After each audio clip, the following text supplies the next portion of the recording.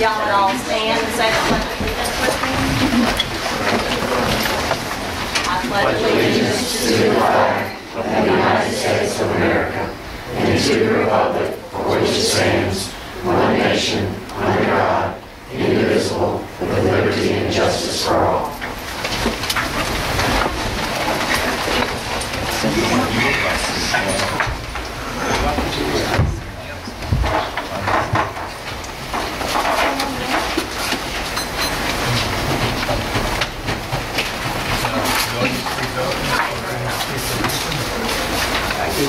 You brought it 2 or 3 weeks ago. Well, thank y'all all for coming this evening. And I'm going to wait for everybody to come all in.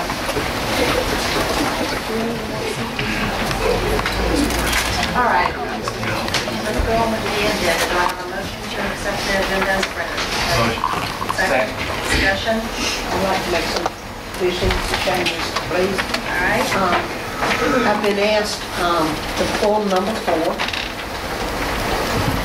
So that's been pulled. Number 9, I would request to move that up in place of number 4 because that's the presentation. So move 9 into 4. And then there's a statement that will be added to 10C when we get there. There's a statement that will go with the information that's there. And then I'll have one more item under information. So move 4-4, move 9 to 4.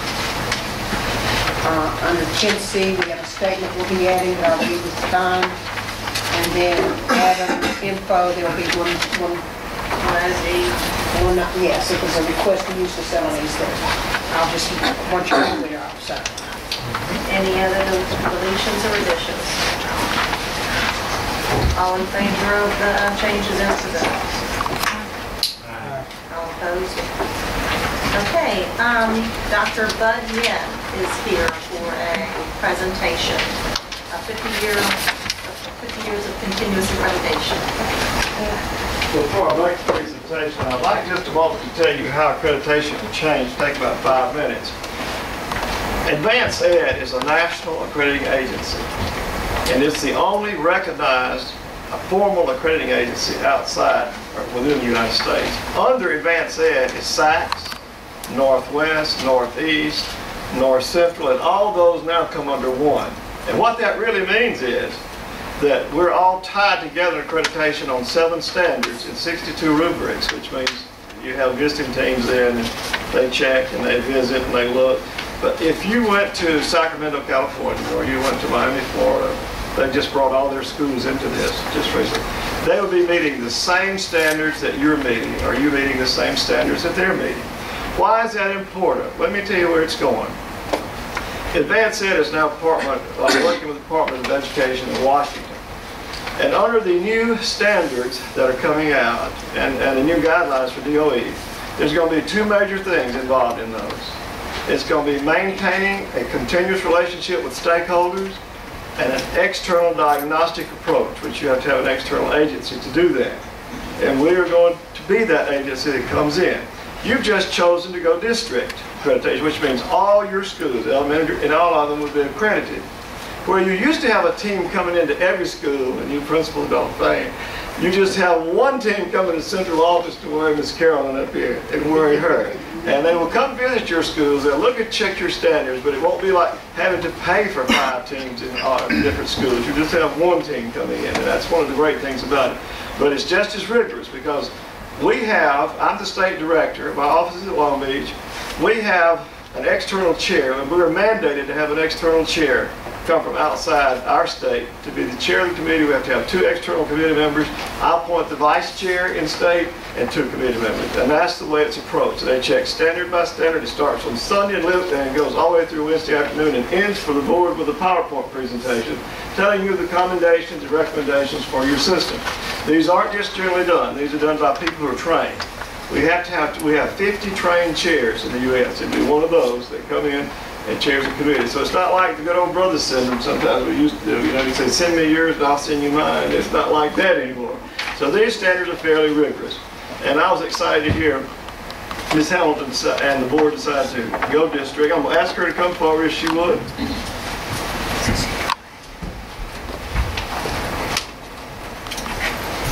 I'm going to make this presentation to her, and remember also, as I'm making her dad, one of the greatest board member meetings I ever attended was with her dad, Joe Reese, and Miss Elsie McGee fighting over a load of gravel that's supposed to go behind Quarles Elementary. And it turned into the thing, and she said, well, Joe, you just sit on the behind of one of the children drowned, and then you'll haul that gravel in here. The board president said, we're going into recess right now. But we got the gravel.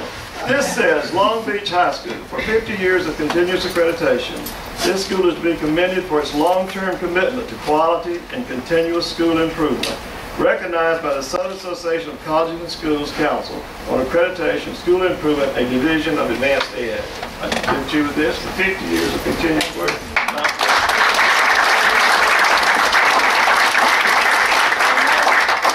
On behalf of the district, we were one of the first districts, I believe, in the state, and in several states that had all of the schools in the district accredited with SACS. That's true. They were. You were the first. In the southern part of the state, there was one little district in North Mississippi that was the first in the southern part of the state with the number of schools you had. That's so right. we had everyone. Most places just went high school, but back, I believe, in the 60s, early 70s. Early 70s. It's gotten so important now. Schools. Let me tell you why. Alabama has just mandated that every school has to be accredited to receive state funds. That's just happened. We just had a call, we get calls all the time about from industry, which schools are accredited, which not. We just had 2 kids to leave Mississippi to try to get into the police academy in Tuscaloosa.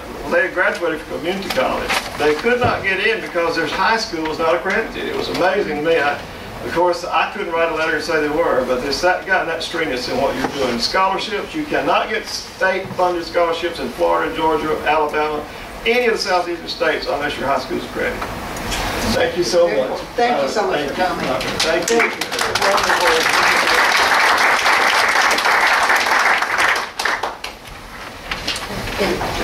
Just a note to the board, it's very important for families moving into our area. They ask, are you SACS accredited or accredited through Advanced Ed if they're from other parts of the country. So it's a big plus to have that for all of our schools. So. We're also here for a bunch of recognitions who participated in the ACE competition. So we always like to honor our students. So Ms. Hamilton, will you and Ms. Delaney? Be glad to. We really appreciate all of you coming out, and we're very proud of our students' accomplishments. This is a program that's done for 5th, 6th, and 7th grade students. It is a competition. It was the 20th annual St. Stanislaus College Academic Competition for Excellence, the ACE contest. It was held on November 5th, 2011. The event was hosted 300 students from the 5th, 6th, and 7th grades, each participating in one of 4 subject areas of language arts, mathematics, science, and social studies. The students represented 37 schools from Hancock, Harrison, Jackson, Lamar, Pearl River, Stone counties, and Grand Bay, Alabama. Trophies were awarded to the 1st, 2nd, and 3rd place finishers. And I'm going to call out each of the people who participated for us and ask them to come forward. So, if you don't mind coming this way. 5th grade math, Gracie Bush. And we're going to ask you to come up and get yours and then stand to the side.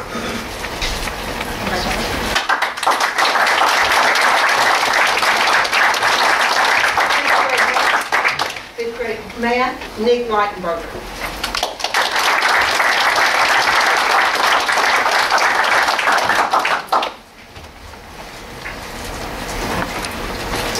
5th grade social studies, Hunter Grimes.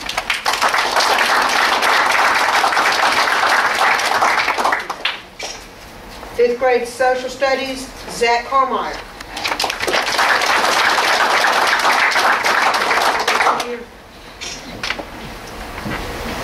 5th grade language arts, Emily McDonald.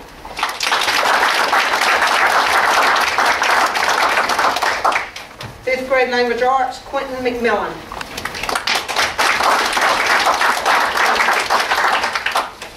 6th grade math, Abe Carmeyer. And 6th grade math, Kathy Rohrbaugh, who placed 1st at the competition.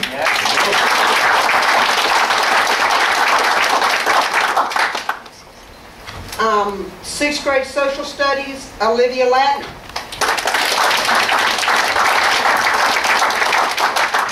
Sixth grade social studies, Carter Lyshon, who placed third at the competition.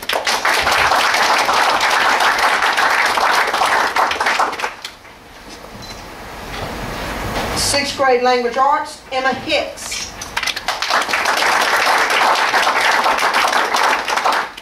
And sixth grade language arts, J.T. Tripp.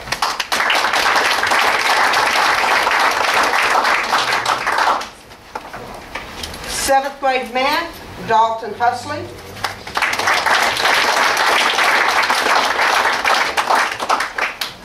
Seventh grade math, Jessica Schroeder.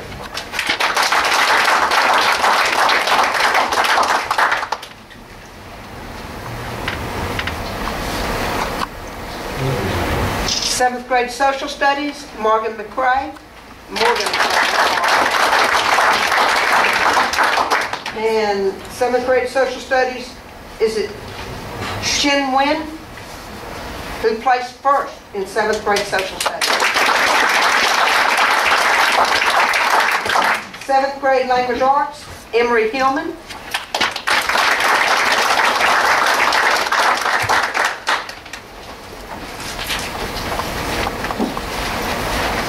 Seventh grade science, Grant Johnson.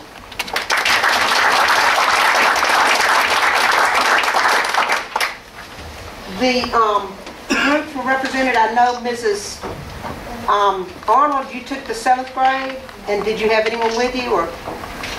I was just. Okay, and Mrs. Leitenberger took the fifth and sixth grade from McCon, and we appreciate their efforts and their time in doing this. So, thank you very much, students. We are very proud of you. If y'all will stand up behind you, come on center.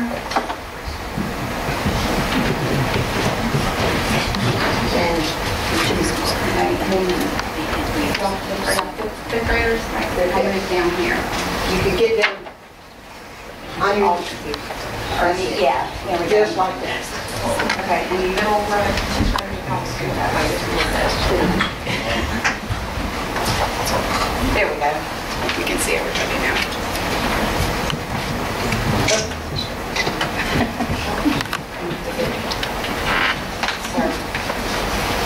Just 1 second. I'm sorry. No, I'm sorry. 1 second. 1, 2, 3. One more. 1, 2, 3. Now just stand right there in case some other people can get pictures. You aren't. Let's get some pictures.